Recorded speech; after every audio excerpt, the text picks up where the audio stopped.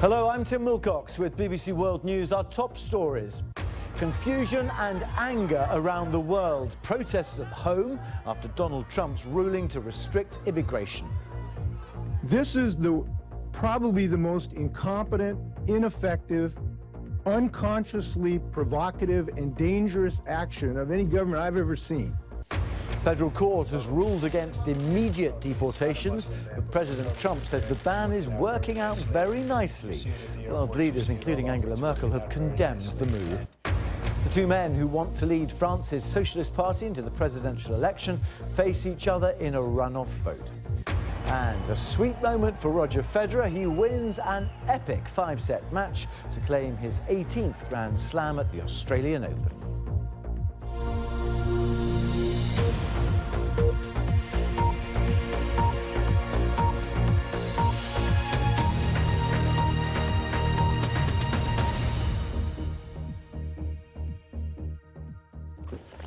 Hello, there has been anger and consternation around the world at US President Donald Trump's decision to suspend American refugee program and impose temporary bans on people arriving from 7 predominantly Muslim countries.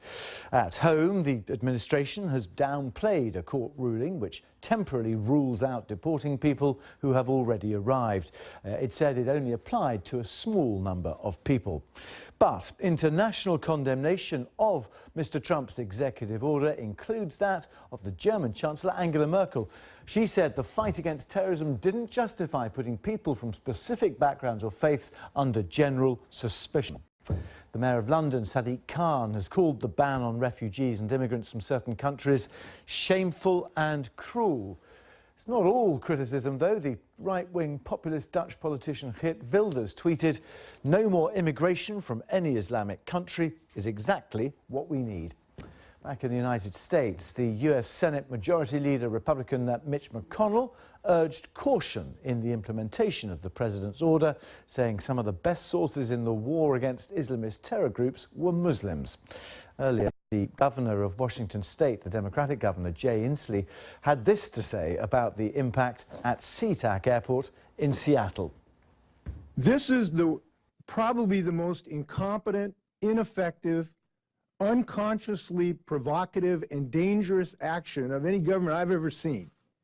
To drop this on SeaTac Airport with no notice of how to handle this, I got to tell you, these people couldn't run a 2-car funeral. Well, the American Civil Liberties Union, which filed that original case in New York, in Brooklyn, estimates that between 100 and 200 people were being detained at airports or were in transit. President Trump denied the measures were a ban on Muslims. He said the plan was working out nicely. Protests erupted at international airports across America as the new order went into force. It led to chaos and confusion amongst immigration officials. Several Democratic governors said they were considering a legal challenge. At Washington Airport, protesters celebrated as this woman from Iraq was finally reunited with her husband. All of a sudden I get a call and they're telling me they're detaining my wife, who's a green card holder, a legal resident in the country. But at Los Angeles Airport, an Iranian-American man broke down after learning that his brother wouldn't be allowed to enter the country. I'm a U.S. citizen about 15, 20 years old, yes. And my brother didn't do nothing wrong in no place in the world. And I didn't do nothing wrong.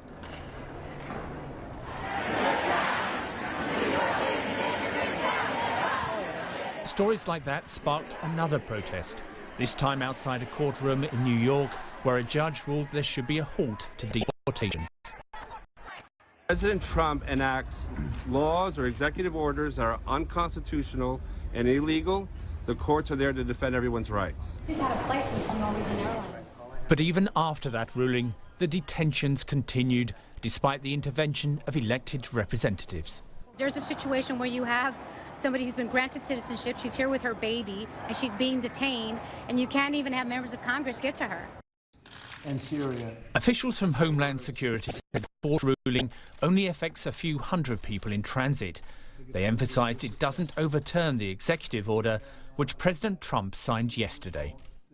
It's working out very nicely, and we're going to have a very, very strict ban, and we're going to have extreme vetting, which we should have had in this country for many years. The new policy has caused concern abroad as well as at home. The Foreign Affairs Committee in Baghdad said the travel bans were unfair and Iraq should reciprocate. Andy Moore, BBC News. Let's get the latest from the States. Laura Trevelyan joins us from JFK Airport in New York. What's happening there, Laura? Tim, extremely emotional scenes inside Terminal 4 as families wait for their relatives who have been detained. A lot of confusion, uncertainty. The families in contact with their relatives, but they still, in many cases, haven't been able to see them. So joining me now to discuss this is Steve Golden. Steve, you're a volunteer lawyer. You've given up your time to come here. Just tell me a bit about some of the cases that you've been working on. Well, we're dealing with a lot of different individuals who are being detained that are have visas, green cards. They should be allowed to be in this country, but thanks to the executive order, there's been a lot of mass confusion. So what we're doing out here is trying to ensure that their rights are upheld. We're trying to get them out of detention, and we are trying to ensure that they're able to speak to their families, speak to a lawyer, basically everything that every right that they should have, we're trying to uphold. And how would you describe the emotional condition of the families as they wait for news of their relatives? From what I can say, I mean, it's very emotional. I mean, it's difficult when you're in a very confusing situation. Folks are in limbo and you don't necessarily know what's going to happen and when. But, you know, we have also seen very positive emotions from families that are being reunited with their families and with their friends who have been detained for sometimes, you know, over 12 hours. And what kinds of conditions are people being held in? You know, I don't know. I haven't had the opportunity to go back there. We haven't received any reports of very bad conditions, but certainly any detention is not the condition somebody should be held in. They should be released and they should be allowed out if they are properly here. Now, Steve, it's a very confusing situation legally. We had a federal judge in Brooklyn say that people who are being detained could not be deported. What's your understanding of the latest guidance from the government itself? What we've been informed of is that there's been guidance coming from the Department of Homeland Security, which is an executive office of the U.S. government. And what we've been told is that there's been guidance put out that all individuals that are here, those that are on green cards or visas or whatever other status similar to that, should be released. So we've been informed that the correct outcome should be happening. What we've been fighting for almost a day now should be happening. So we are pleased at that development, but we are certainly not going to be stopping what we're doing here until we ensure that all processes have been followed, until all individuals are released, and that the guidance is being followed. Now, there's an overall lawsuit challenging this executive action by the president as unconstitutional. Can you explain why? You know, I unfortunately haven't had the opportunity to read it in depth, but what I understand that the ACLU lawsuit, which I believe you're referring to, it was filed here in Brooklyn, is that it's challenging on a number of constitutional bases, and I believe one of them is the due process clause. You know, in other words, these are individuals who have received authorization to be here. They are lawfully here. They have been, in many cases, with these visas, very heavily vetted, and that they are not being afforded the due process that they should be, and to be led into this country because of an executive order. So that's my understanding of the process. Steve Golden, thank you so much. My pleasure. Thank you very much. So the view there from Steve Golden, who's given up his time to come here and volunteer to represent families waiting anxiously to see what's happening to their relatives who've been detained. Tim. Laura, thanks very much indeed. Laura Trevelyan there at JFK Airport. Let's see if we can get some clarification on what the situation is. President Trump has been defending the measures on Twitter, arguing that the US needed strong borders and what he called extreme vetting of new arrivals.